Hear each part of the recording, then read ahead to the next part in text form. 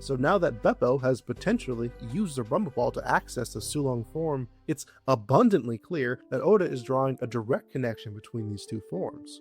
But strangely, if we assume Chopper's initial statement was true, and that the Rumble Balls only affected the wavelength of his Devil Fruit, then there should be no reason that Beppo, a mink with no Devil Fruit, should ever have been affected at all, let alone been given the ability to transform directly into his Sulong form in the middle of the day, as he has no Devil Fruit wavelength that could possibly be altered. So again, what the hell does it mean to alter the wavelength of a Devil Fruit? Well, back in the beginning of the story, when this concept was first introduced, this seemed like something that would eventually be explained whenever we finally met the all-knowing Dr. Vegapunk, and he could explain all the looming mysteries of the Devil Fruit.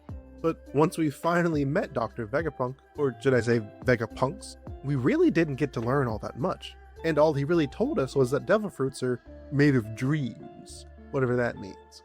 So after all the wait, nothing terribly helpful. Of course, considering that the Vegapunks are still with the crew on Elbaf, hopefully we'll get to learn more soon.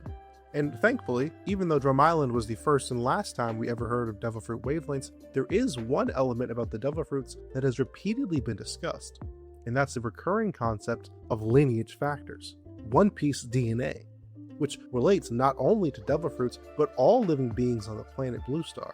And when considering that the Rumble Ball and Devil Fruit wavelengths were introduced within only the first 150 chapters of the series, it would make a lot more sense if this was simply Oda's initial concept for the idea. And once updated with more recent terminology, we could say that Chopper's Rumble Ball allows him to alter the lineage factor of his Devil Fruit, as if in actuality the Rumble Balls allowed one to manipulate their own lineage factor. That would perfectly explain how it's able to affect both the transformations of Chopper's human fruit, and why Beppo, who has no Devil Fruit, was still affected by the drug and able to transform directly into his Sulong form. And I think this is potentially something that Oda has been planning all along, as if you were to look into the origin of the term Sulong, you'll find that it's actually a Filipino word that means to advance or to move forward, implying that the Sulong form is a more evolved form of the mink, representing the peak of their potential.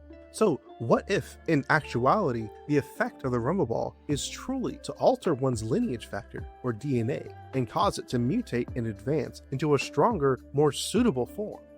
Then it would perfectly explain how it allows Chopper to transform into various versions of humans that wouldn't otherwise exist, and gives Beppo the ability to alter his lineage factor on his own, and advance into his Sulong form without the need of the moonlight. Potentially a perfect match.